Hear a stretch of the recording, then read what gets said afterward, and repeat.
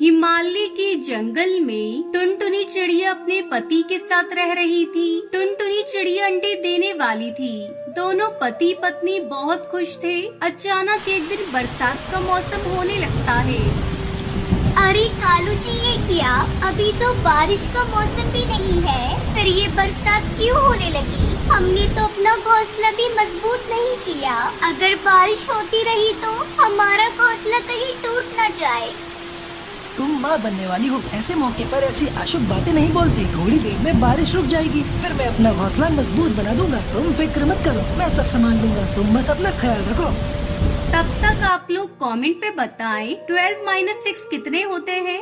थोड़ी देर बाद बारिश रुक जाती है और कालू को वो मजबूत लकड़ियाँ लेने के लिए जंगल में चला जाता है। इधर टुनटुनी घोंसले में बैठी सोचने लगती है, हे भगवान, ये हमारा पहला अंडा है। भगवान करे सब अच्छे से हो जाए। जब अंडे से बच्चे बाहर आएंगे, मैं अपने बच्चों को बहुत खुश रखूंगी। उन्हें दुनिया की हर खुशी दूंगी। अपने बच्चों को खूब पढ़ाऊंगी और एक अच्छा पक्षी बनाऊंगी।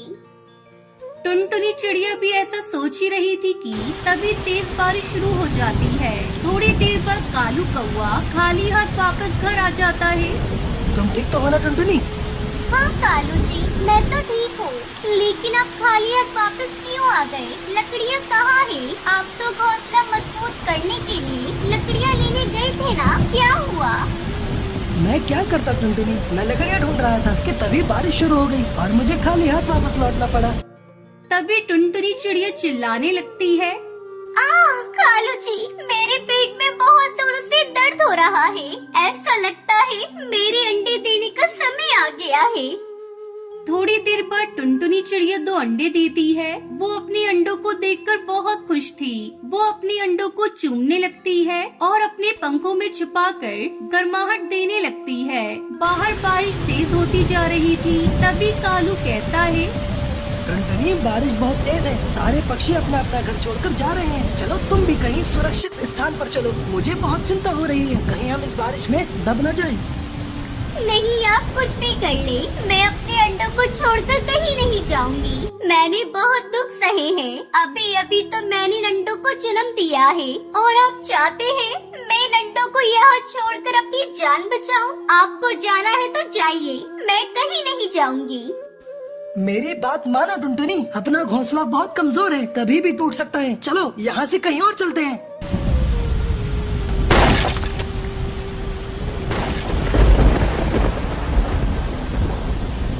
अरे ये मैं कहाँ हूँ? मेरे अंडे कहाँ हैं? कौन मुझे यहाँ लेकर आया? कालू जी, कहाँ हैं आप? जल्दी मेरे पास आइए। चुप हो जाओ टुनटुनी, मत रो। तुम्हें नहीं पता, आधी रात को तुम अचानक बादल गरजने की आवाज सुनकर बेहोश हो गई थी, तब मैं तुम्हें यहाँ लेकर आया। ये सब आपकी वजह से हुआ है कालू जी। अगर आप मुझे नहीं लाते तो मेरे अंडे ऐसे नहीं फूटते। क्यों किया आपने ऐसा मेरे साथ? बोलिए।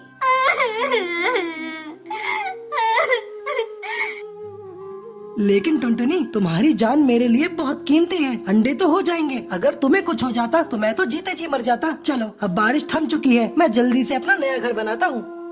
फिर कालू कौआ जंगल से हरे हरे बांस लेकर आता है। तभी कालू को रास्ते में एक छोटी सी चिड़िया रोती हुई दिखाई देती है, जिसका नाम सुनहरी होता है। कालू कौआ सुनहरी के पास जाता है और उससे कहता है, बेटा नन्ही चिड़िया, तुम कहाँ से आई हो और रो क्यों रही हो? तुम्हारा घर कहाँ है? अंकल जी, मेरा नाम सुनहरी चिड़िया है। मेरा घर बारिश की वजह से टूट गया है और मेरे माता पिता भी इस दुनिया में नहीं रहे। अब मैं क्या करूं? कहाँ जाऊं? किसके सहारे जीऊं? मैं अनाथ हो गई अंकल। कौन कहता है बेटा तू अनाथ हो गई है? तू चल मेरे साथ बेटा मेरे घर, वहाँ तुझे एक अच्छी माँ मिलेगी। तू अब से हमारे साथ रह लेना, मेरी बेटी बनकर। ये सुनकर सुनहरी बहुत खुश होती है और कालू कौआ उसे टुनटुनी के पास ले जाता है और उसे सारी बात बताता है। हे भगवान, तेरे घर देर है पर अंधेर नहीं। तूने मुझसे मेरे बच्चे छीनकर इतनी प्यारी बच्ची दी। आज से सुनहरी बेटा, मैं तुम्हें अपनी बेटी की तरह प्यार दूंगी। तुम्हें कभी माँ की कमी महसूस होने नहीं दूंगी। अब सुनहरी को देखकर टुनटुनी भी अपना गम भूल जाती है। फिर तीनों मिलकर हरे बांस से अपना नया घर बनाते हैं और खुशी खुशी उसमें रहने लगते हैं।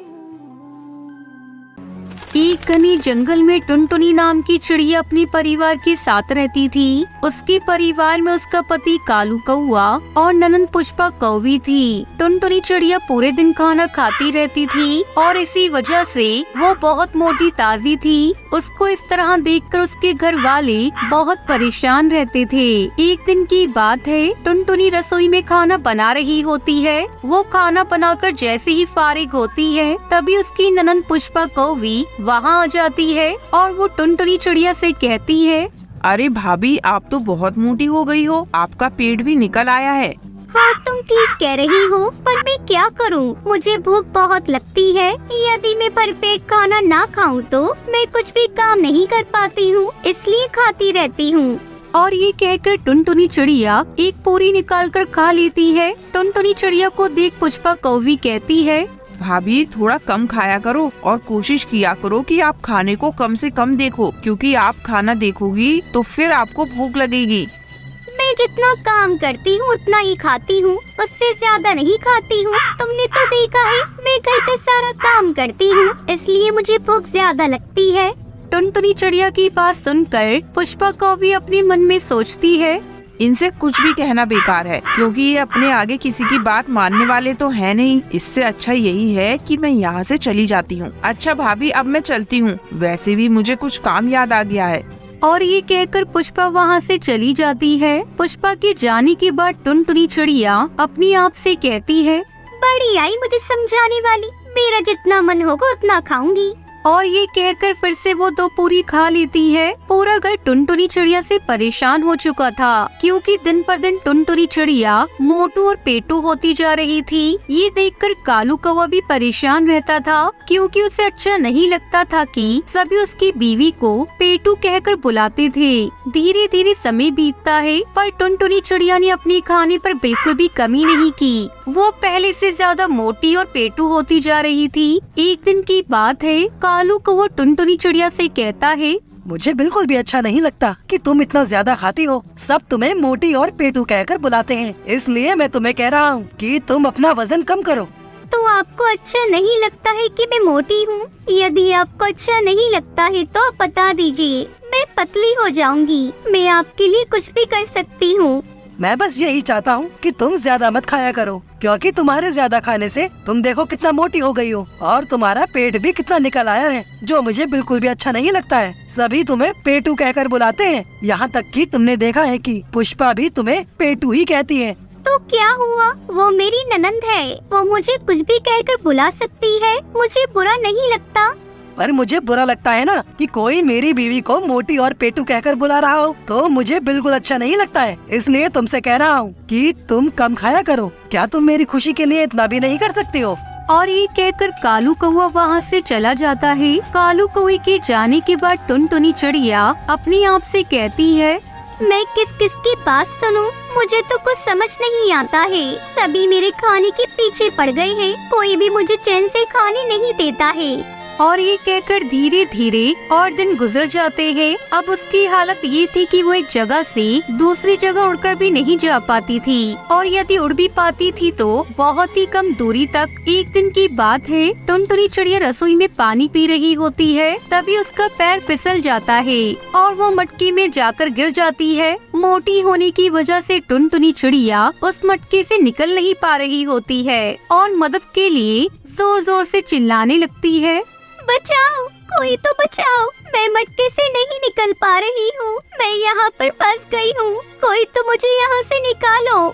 टुनटुनी की आवाज सुनकर सभी वहाँ आ जाते हैं और वो लोग देखते हैं तो हैरान रह जाते हैं, क्योंकि टुनटुनी चिड़िया एक मटके में फंसी हुई होती है। ये देखकर पुष्पा कौवी कहती है, अरे रे, भाभी तो मटकी में फंस गई हैं, इन्हें यहाँ से कैसे निकालें? मुझे नहीं पता इसे कैसे निकालें, मुझे तो कुछ भी समझ नहीं आ रहा है। मैं मना करता था कि ज्यादा मत खाया कर, अब देखो ना, फंस गई हो ना इस मटके में। अब बता तुझे कैसे निकालें यहाँ से? वो दोनों काफी देर तक सोचते रहते हैं, पर उनको कुछ भी समझ भी नहीं आता है। कालू कौवा पुष्पा कौवी से कहता है, तुम जाओ और 2 मजबूत लकड़ी लेकर आओ मुझे माफ कर दो। मैंने आप लोगों की बात नहीं मानी, पर मुझे इस मटके से बाहर निकालो। मुझे बहुत दर्द हो रहा है। तुम शांत हो जाओ, मैं तुम्हें यहाँ से निकाल लूंगा। हमें इस घड़े को तोड़ना होगा। तभी पुष्पा कौवी आती है और कालू कौवा मजबूत लकड़ी से उस मटके को तोड़ने लगता है और टुनटुनी चिड़िया उस मटके से निकल आती है। मुझे माफ कर दो, मैंने आप लोगों की बात नहीं मानी। यदि मैंने आप लोगों की बात मानी होती तो आज मुझे ये सब देखने नहीं पड़ता। चलो अच्छी बात है, तुम्हें ये बात समझ तो आई। अब से तुम कम ही खाया करना। जी दीदी, आज से मैं कम ही खाना खाया करूँगी और अपनी सेहत पर ध्यान दिया करूँगी। हमें इस कहानी से सीख मिलती है कि हमें कभी भी ज्यादा नहीं खाना चाहिए। हमें बस इतना ही खाना चाहिए जितनी की जरूरत हो, क्योंकि मोटापा हमारे शरीर के लिए हानिकारक होता है। अमेज़न के जंगल में टूनी चिड़िया अपनी बड़ी बेटी टुनटुनी और छोटी बेटी पिंकी चिड़िया के साथ रहती थी। वो अपने खेत में तरबूज उगाया करती थी। एक दिन सुबह सुबह पिंकी और टुनटुनी दोनों बहनें आपस में झगड़ रही थी। अरे क्या हुआ? तुम दोनों आज सुबह सुबह क्यों झगड़ने लगी? माँ ये देखो, इस पिंकी ने मेरा ब्रश तोड़ दिया। तुम ही बताओ अब मैं कैसे ब्रश करूँगी?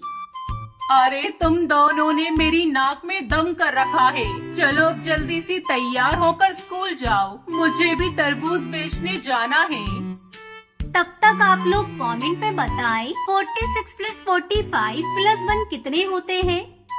टूनी चिड़िया अपनी दोनों बेटियों को स्कूल भेजने के बाद खेत से तरबूज तोड़कर गांव के एक व्यापारी कड़कनाथ सेठ के पास जाती है।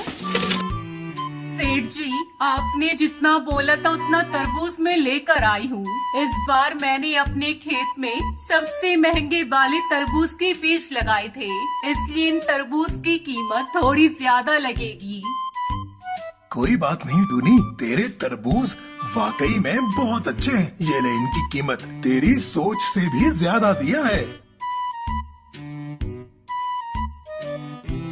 ये तो आपका बड़प्पन है मालिक, अब मैं चलती हूँ। टूनी चिड़िया पैसे लेकर वहाँ से चली जाती है। तभी व्यापारी अपने नौकर कालू कौवे से कहता है, अरे कालू, जल्दी अपना दिमाग चला, जिससे ये तरबूज मुझे मुफ्त में मिल जाए और इस टूनी के हाथ खाली रह जाए। ठीक है मालिक, अब देखिए मेरा कमाल। मैं कैसे इस टूनी को चूना लगाता हूँ। उधर टूनी चिड़िया पैसों से भरी पोटली लेकर जा रही थी। तभी कालू उसके पैसों से भरी पोटली छीनकर वहाँ से भाग जाता है। अरे पकड़ो पकड़ो, वो चोर मेरे पैसे लेकर भाग रहा है। अरे कोई तो उसे पकड़ो, मैं तो बर्बाद हो गई। टूनी चिड़िया जोर जोर से शोर मचाने लगती है, लेकिन कोई भी पक्षी उसकी मदद के लिए नहीं आता। उदास मुंह से टूनी चिड़िया खाली हाथ अपने घर लौट जाती है। उधर कालू कौवा टूनी चिड़िया से छीने हुए पैसे ले जाकर व्यापारी को दे देता है। पैसे देकर व्यापारी बहुत खुश होता है। अगले दिन टूनी चिड़िया कर्ज मांगने के लिए उस व्यापारी के पास जाती है। सेठ जी, मैं लुट गई, बर्बाद हो गई। मेरे साथ बुरा हुआ। मेरे सारे पैसे छीनकर एक चोर भाग गया। मुझे पैसों की बहुत जरूरत है। खेत में तरबूज की दूसरी फसल लगानी है। आप मुझे कुछ पैसे उधार दे दीजिए। फसल तैयार होते ही मैं आपका कर्ज चुका दूंगी। टूनी चिड़िया के इतने कहने पर भी कड़कनाथ सेठ टूनी को कोई कर्ज नहीं देता और उसे वहाँ से भगा देता है। अब टूनी चिड़िया को कुछ भी समझ में नहीं आ रहा था कि अब वो क्या करेगी। धीरे धीरे टूनी की तबीयत बिगड़ने लगती है। फिर एक दिन उसकी मौत हो जाती है। माँ, तुम्हें क्या हो गया माँ? आंखें खोलो माँ, तुम कोई जवाब क्यों नहीं दे रही हो? उठो ना माँ, अब हम दोनों कभी झगड़ा भी नहीं करेंगे। देखो ना माँ, पिंकी कितना रो रही है। उठो माँ। दीदी, माँ बोल क्यों नहीं रही है? पिंकी, अम्मा कभी नहीं बोलेंगी। माँ हम दोनों को छोड़कर चली गई। इस तरह कई दिन गुजर जाते हैं। अब उन दोनों को देखने वाला कोई नहीं था। एक दिन उनकी पड़ोसन मीठी तोती उनके घर भोजन लेकर आती है। बच्चों ये लो भोजन। देख रही हूँ 2 दिनों से तुम्हारे घर में चूल्हा भी नहीं जला। लो इस भोजन को खा लो। आंटी, हम लोग माँ के बिना कैसे रहेंगे? हमारी तो जिंदगी उजड़ गई। बेटा, मैं तुम्हारे दुख को समझ रही हूँ, लेकिन हम कर भी क्या सकते हैं। मेरी मानो तो तुम लोग अपने खेत में फिर से तरबूज की खेती करना शुरू कर दो। इस तरह तुम दोनों बहनों का मन भी लगा रहेगा। हाँ आंटी जी, आप ठीक कह रही है। मैं कल से ही अपने खेत में तरबूज की खेती करना शुरू कर देती हूँ। अगले दिन से टुनटुनी चिड़िया अपनी बहन पिंकी चिड़िया के साथ मिलकर तरबूज की खेती करना शुरू कर देती है और जल्दी उनका खेत तरबूज से लहराने लगता है। इस तरह दोनों बहनें तरबूज को बेचकर अपना जीवन खुशी खुशी बिताने लगती हैं।